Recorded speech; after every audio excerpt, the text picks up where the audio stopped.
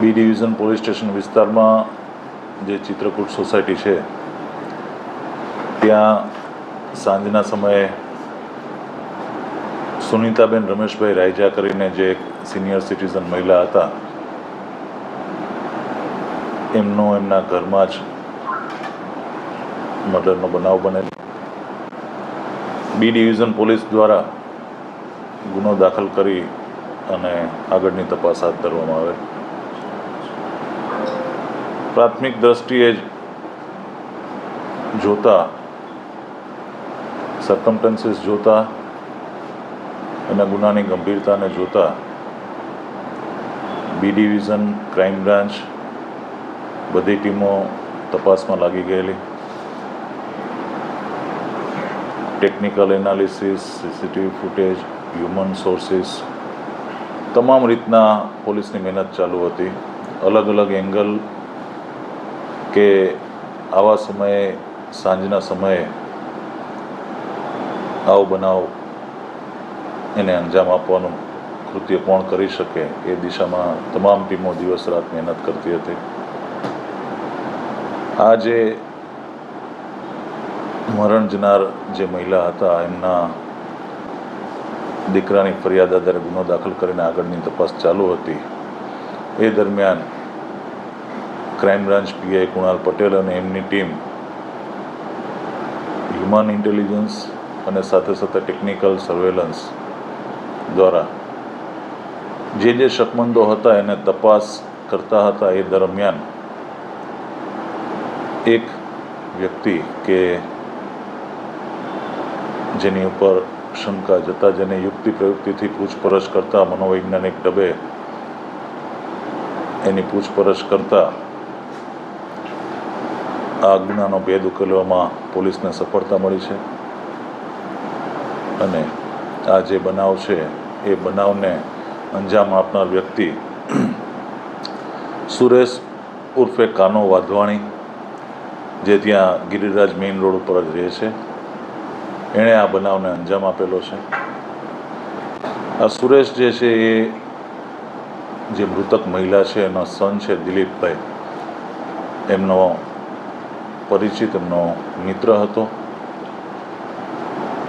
પોતે થોડોક સમય માંગનાથમાં જ એમની શોપ હતી, એ બંધ કરી આર્થિક નુકસાનીને કારણે વધુ ડિટેલ પૂછપરછ કરતાં પ્રાથમિક રીતે અત્યારે માર્ચ એપ્રિલમાં એ પોતે શેરબજારનું કરતા, જેમાં કોલ પુટમાં લગભગ 4.5 લાખ જેટલો લોસ થયેલ.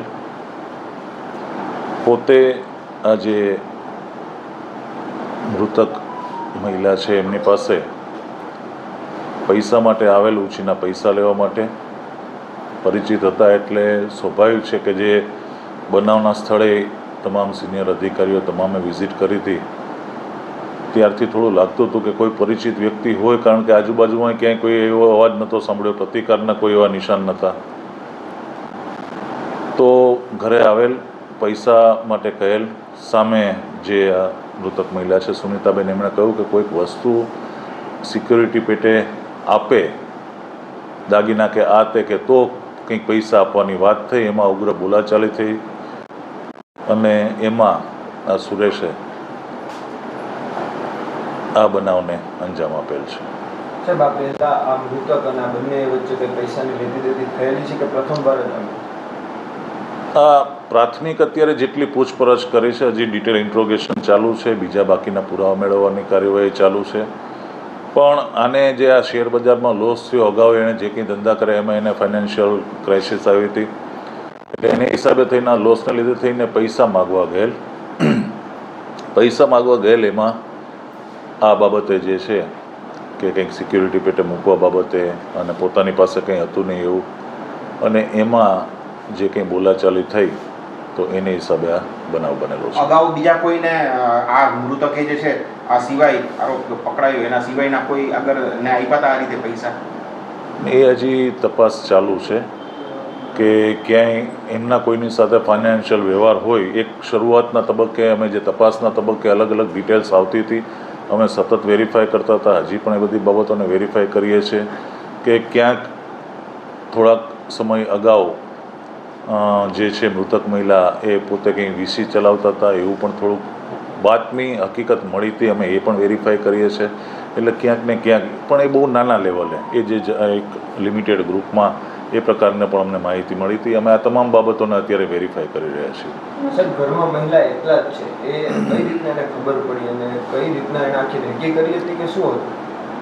નહીં, રેકી કરતાંય જે આ મૃતક મહિલા છે એમનો પુત્ર છે દિલીપ, એમની માંગનાથમાં એક દુકાન છે જે ભાડે છે, જે એમના ફાધરને બંને સવારે નીકળી જતા હતા અને પછી એક ભવનાથમાં હમણાં દુકાન એમણે લીધેલી છે ભાડેથી. એટલે આ દિલીપભાઈ જે છે એ સાંજે 4-5 વાગે એમનું રૂટીન હતું કે 4-5 વાગે માંગનાથમાંથી આવે, ઘરે જઈને કદાચ થોડા કપડાં ચેન્જ કરવા તો એ કરે અથવા તો એમના પોતાના માતા સાથે ચા પીવે અને પછી ચા પીધા પછી એ પાછો ભવનાથની દુકાને જતા રહીએ. આનો નિત્યક્રમ હતો. અને આ જે છે સુરેશને આ બધી રોજે રોજની રૂટીનની એને ખબર હતી.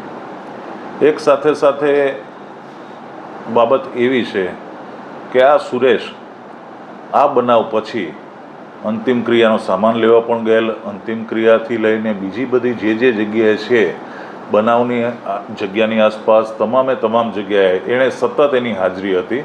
પોલીસની ગતિવિધિઓ ઉપર પણ નજર રાખતો હતો અને પોલીસ શું કરી રહી છે, કયા એંગલથી તપાસ કરી રહી છે, આ તમામ બાબતો. અને પોતે જાણે કંઈક પણ એક આ બધાના સ્વજન હોય એ રીતના એણે તમામ જે અલૌકિક ક્રિયાઓમાં એ બધામાં એણે આગળ પડતો ભાગ લીધો હતો.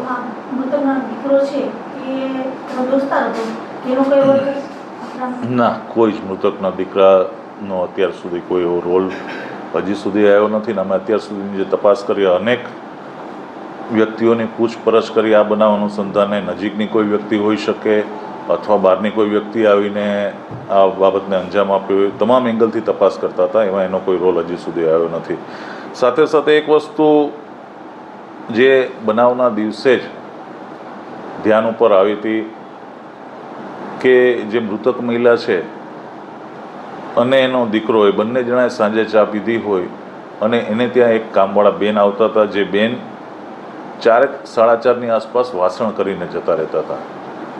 તો જે દિવસે આ બનાવ બન્યો એ દિવસે જ ક્રાઇમ બ્રાન્ચની ટીમને એક બાબત એ પણ ધ્યાનમાં આવી હતી કે ચાની રકાબી પ્લેટફોર્મ ઉપર ધોયા વગરની 3 હતી.